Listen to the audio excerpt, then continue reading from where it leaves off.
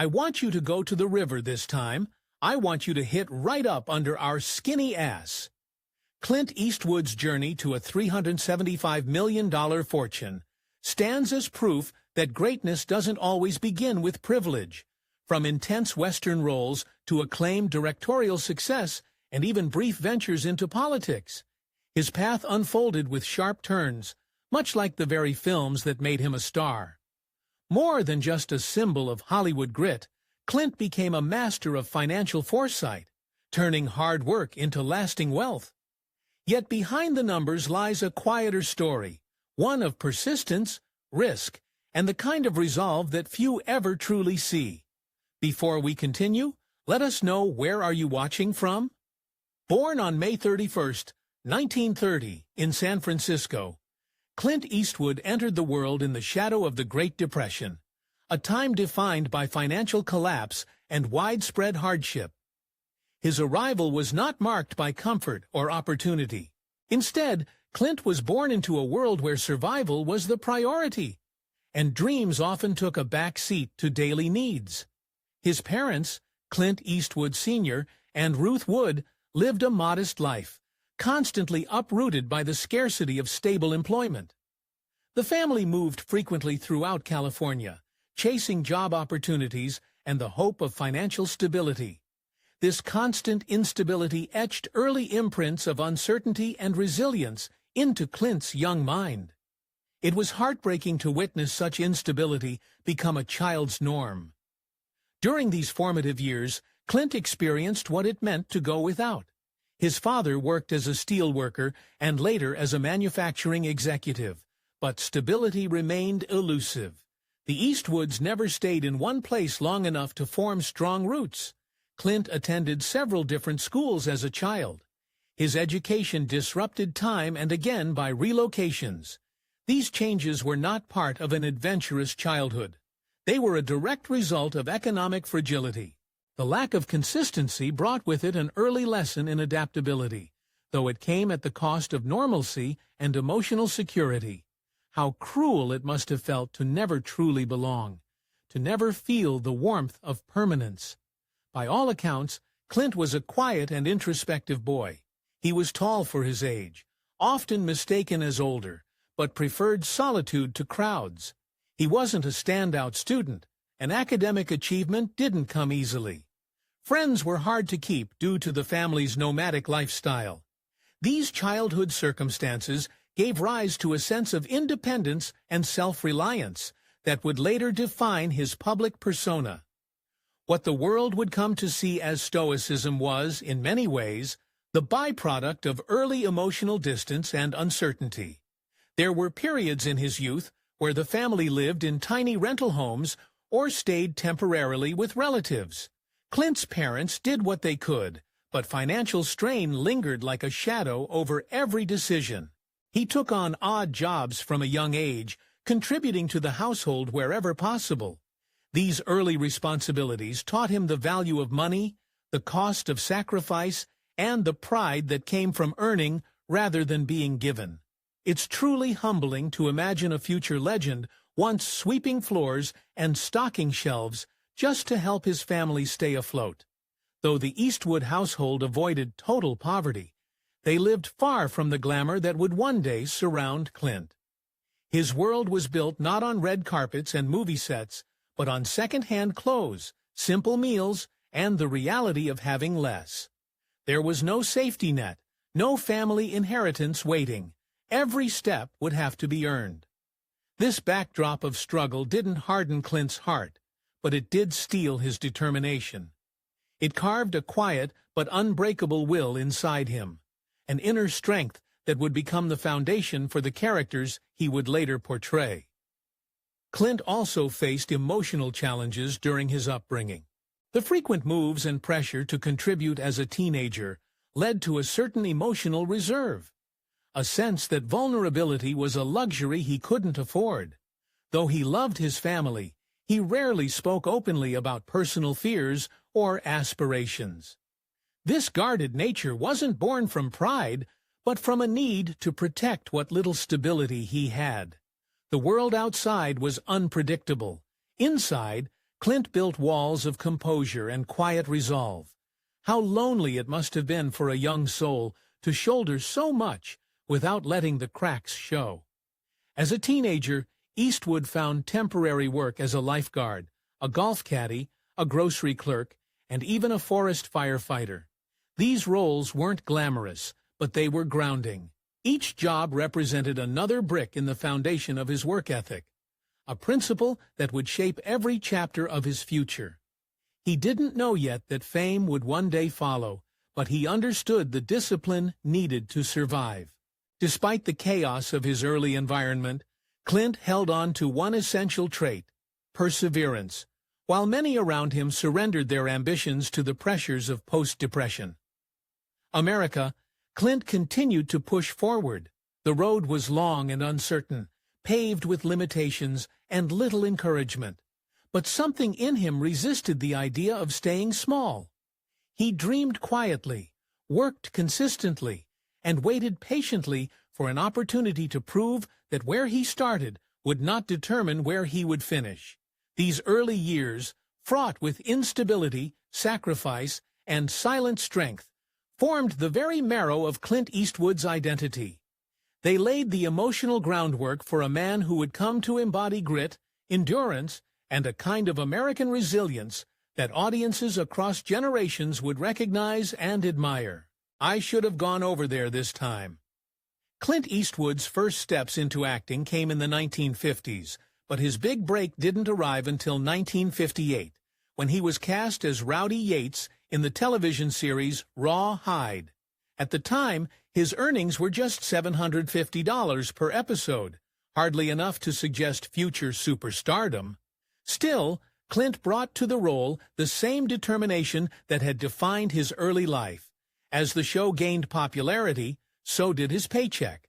By the time Rawhide ended, he was receiving a remarkable $119,000 per episode as part of his severance package. It was a monumental leap for a man who had once stocked grocery shelves to help his family get by. But Clint didn't stop there. In 1964, he took a bold step by accepting a role in a little-known Italian film titled A Fistful of Dollars. He was paid just $15,000, but that decision changed everything. The film became a surprise international hit, and Clint's performance turned him into a global star almost overnight. His fee jumped to $50,000 for the sequel for a few dollars more, and then soared to $250,000 for The Good, the Bad, and the Ugly in 1966. That same year, he also took a smaller role in The Witches, earning an additional $20,000. What followed was a transformation not only in status, but in Clint's control over his career. In 1968, he starred in Hang 'Em High and negotiated a smart deal: $400,000 up front, plus 25% of the net box office profits. It was a powerful example of business savvy in an industry where most actors were content just to earn a paycheck. Around that time, Universal Studios offered him a $1 million contract, and Clint received $750,000 for his role in Where Eagles Dare. By the late 1970s and into the 1980s, Clint Eastwood had become one of the most bankable stars in Hollywood. In 1978, he earned $12 million for Every Which Way But Loose and $5 million for 1984's City Heat. He wasn't just acting, he was building a brand, a name that could command box office attention and critical respect alike. Even while his acting career soared, Clint was already thinking beyond the screen. In 1967, he founded Malpaso Productions, a decision that would give him creative and financial control over his future. This production company, named after a creek near his property in Monterey County, produced most of Clint's major films in the decades to come. Through Malpaso, he directed and starred in critically acclaimed hits like Unforgiven, $1 Million Baby, Gran Torino, and American Sniper. He earned 2 Academy Awards for Best Director and helped define a generation of storytelling marked by realism, grit, and moral complexity. Clint didn't just act and direct. He commanded his path with rare foresight. His story wasn't merely one of luck or timing. It was built on decades of calculated choices, quiet ambition, and a relentless pursuit of excellence. From a boy who had nothing, Clint Eastwood became a man who controlled everything he touched on screen. And in doing so, he rewrote what it meant to be a Hollywood legend. There's no need for all that. Clint Eastwood's rise was not only marked by his commanding presence on screen, but also by the remarkable financial decisions that underpinned his enduring success. Behind the iconic roles and box office triumphs lay a series of savvy business moves that would ultimately elevate him from movie star to financial powerhouse. Clint was never content with being just another actor receiving a paycheck. He wanted ownership, long-term gains, and the freedom to shape his legacy on his own terms. His financial instincts weren't driven by greed, but by a quiet desire to protect everything he had worked so hard to build. And in doing so, he created not just wealth, but a shield for his dignity, his family, and his name. One of the earliest glimpses of his financial foresight came in 1968 with the film Hang 'em High, where he negotiated not only a $400,000 upfront fee, but also 25% of the net box office profits, a rare and forward-thinking deal at the time. This strategy of profit participation would become a recurring theme in his career. Instead of settling for short-term payments, Clint sought equity, control, and future value. It was the kind of approach more common among producers or studio executives, but Clint adopted it early and made it his signature. How remarkable it was for an actor once overlooked and underpaid to begin rewriting the rules of Hollywood finance in silence. By the 1970s and 1980s, his paychecks had grown to staggering figures. For Every Which Way But Loose, 1978, he earned $12 million, a jaw-dropping sum for the era. In 1984, he took home $5 million for City Heat. But while these amounts were impressive, they were just part of a much larger picture. Clint had begun to think like a businessman, investing not only in films, but in assets that would appreciate over time. It is deeply admirable how he never lost sight of the future, even when the present offered him more than enough. In 2021, his financial acumen was once again on display when he successfully sued multiple companies in Lithuania for unauthorized use of his name and image in CBD advertisements. These companies had created fake interviews and articles to make it seem as though Clint endorsed their products. Rather than ignore the violation, Clint took legal action and won $6.1 million in damages, along with a permanent injunction to prevent further misuse. It wasn't just about the money, it was about integrity. It was about reminding the world that even legends must be treated with respect. Clint turned to the stock market with equal intelligence. He invested roughly 20% of his wealth, approximately $75 million, into a diverse range of stocks.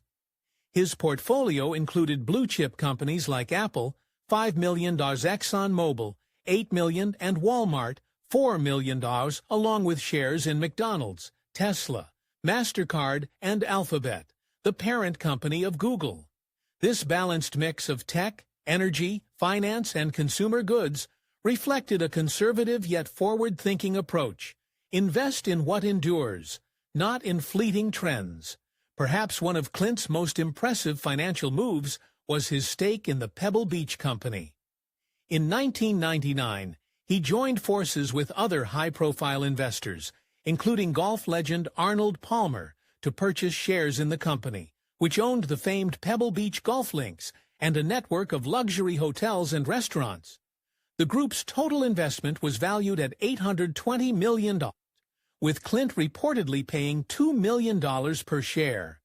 By 2020, those shares were estimated to be worth $8 to $9 million each.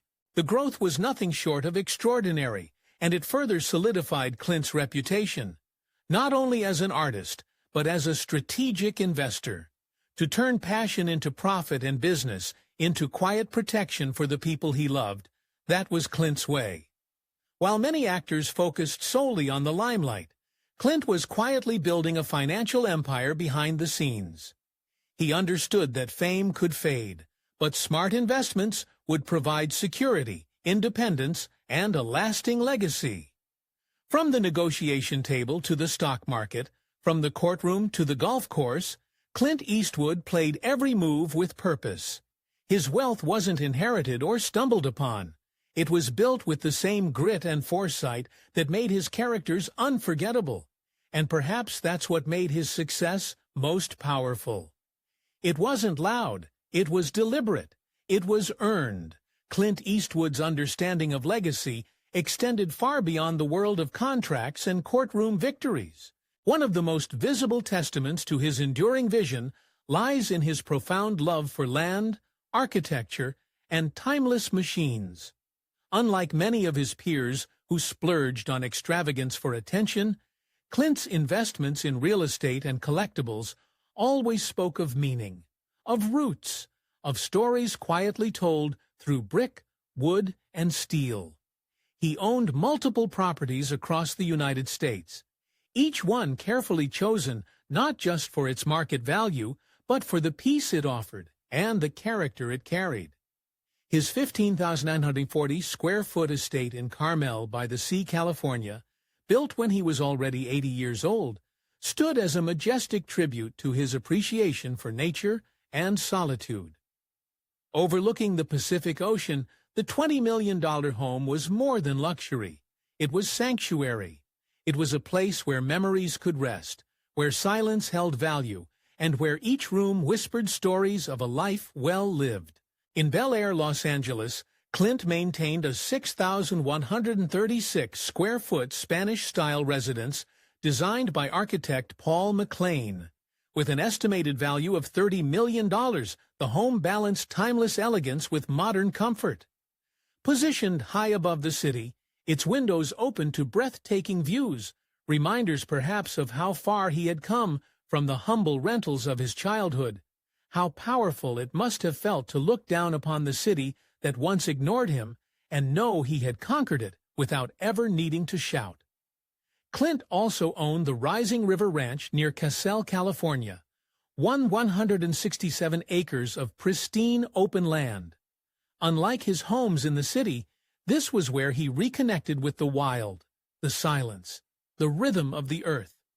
It was a retreat, a private escape. One can imagine him walking those fields, far from cameras, allowing the weight of decades to finally exhale. His love for nature and history found its most poetic expression in his purchase of the Mission Ranch Hotel and Restaurant in Carmel. When developers threatened to demolish the historic structure in the 1980s, Clint intervened. He restored the ranch, preserving its rustic charm and converting it into a 31-room resort, complete with a restaurant and grazing sheep in its open fields. It wasn't just a business move, it was an act of preservation, of memory, of quiet rebellion against time's erosion. Outside of California, Clint's properties reflected his taste for beauty and solitude. In Sun Valley, Idaho, he owned a 5,700 square foot home, situated on 12 acres of mountainous land, valued at $16 million. The property, once featured in the 1956 Marilyn Monroe film Bus Stop, exuded charm, history, and a deep sense of character. On the island of Maui, Hawaii, Clint held a 1.5-acre oceanfront property, an oasis in paradise where the waves met the sky in quiet conversation. But real estate wasn't his only passion. Clint Eastwood's admiration for automobiles was equally discerning. His collection wasn't built for show, it was curated with heart. Among the highlights was his 1972 Ford Gran Torino, immortalized in the film of the same name. After filming, Clint kept the car as a memento, its green exterior and roaring engine forever linked to one of his most beloved roles. He also owned a rare 1966 Ferrari 275 GTB, a gift he received for his role in The Witches. Valued at $1.7 million, The car boasted a V12 engine and sleek Italian design, a symbol of elegance and power. Alongside it stood a 1974 Ferrari 365 GT4 Berlinetta Boxer worth nearly $500,000. Known for its sharp lines and potent performance, Clint's collection wasn't limited to sports cars.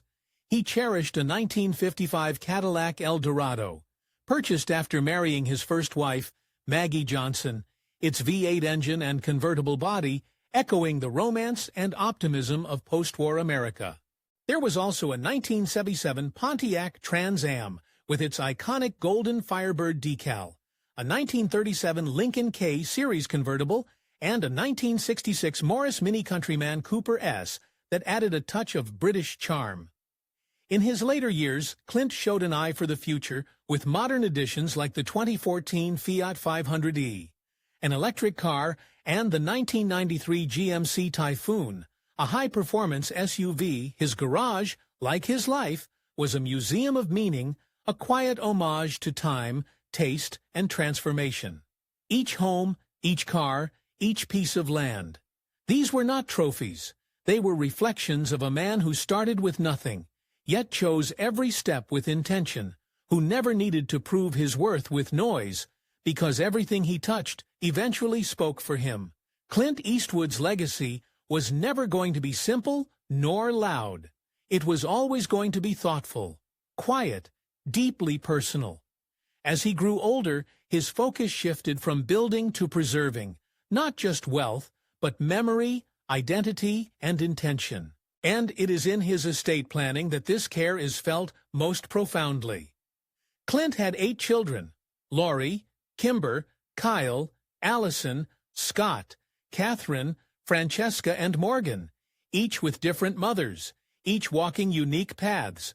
Some followed him into acting or music. Others chose lives away from the spotlight. But Clint, a man known for few words, reportedly maintained individual relationships with each of them. He didn't offer affection in grand gestures. Instead, he gave presence, respect, subtle nods of belief. And now, in his will, he offers them something greater than inheritance. He offers quiet validation, a final message that says, "I saw you, I knew you, and I want what I built to lift you." Though the exact details of his estate remain private, legal experts suggest Clint likely relied on a carefully designed mix of trusts. These legal instruments allow wealth to be passed down efficiently and privately, skipping the public probate process that often leads to conflict and confusion. It's a method that protects not only the estate's value, but the family's peace. Trusts also enable more than division. They enable direction. Clint may have structured his plans to support each child based on their needs, aspirations, or even charitable values. Scott and Allison, both actors, might receive rights or funding to continue storytelling in their father's spirit. Kyle, a jazz musician, may be granted the means to produce or tour freely. For the quieter children, the trusts may provide long-term security and space to flourish in their own time. Each clause, each instruction, may be a whisper from Clint himself, a way of saying, "This is how I care for you, even when I'm no longer here." And it's not just the children. Clint was known for his lifelong support of veterans, education, and environmental causes. It would not be surprising if a portion of his estate were designated to fund charitable foundations, scholarships, or conservation efforts. In doing so, Clint extends his legacy into the world, touching lives he never met but always held in mind. When the time comes for his family to sit down together and open the documents he prepared, they won't just find numbers. They will see reflections of homes once filled with laughter, of long drives in cars built to last, of a father who rarely said much but always meant more. And in that moment, they may cry, not from sadness alone, but from the overwhelming tenderness of being remembered so deliberately. Because Clint Eastwood didn't just leave behind a fortune, he left behind a blueprint of love, etched in paper, property, and purpose. One of the brothers in the Clint Eastwood's life was never driven by spotlight alone.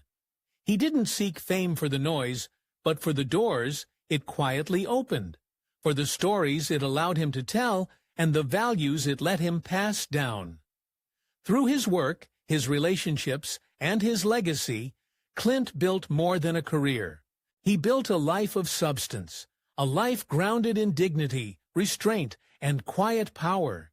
He never asked to be adored, but he earned it. And perhaps that's why his final gift, so meticulously prepared, so thoughtfully shared, strikes the heart with such force. It isn't the size of his fortune that brings tears to the eyes of those left behind. It's the way he chose to leave it, with care, with meaning, with love disguised as planning. Clint Eastwood's legacy will not fade with headlines or box office stats. It will live on in the steady hands of his children, in the causes he championed, and in the stillness of the homes he built. He left behind more than wealth. He left behind a standard for how to live, how to give, and how to be remembered. These are the reasons why Clint Eastwood is one of the most deeply respected legends in the history of Hollywood. If Clint's story has touched you, we invite you to share your thoughts below. Do you admire Clint Eastwood's legacy as much as we do? What will you remember most about this quiet giant of Hollywood?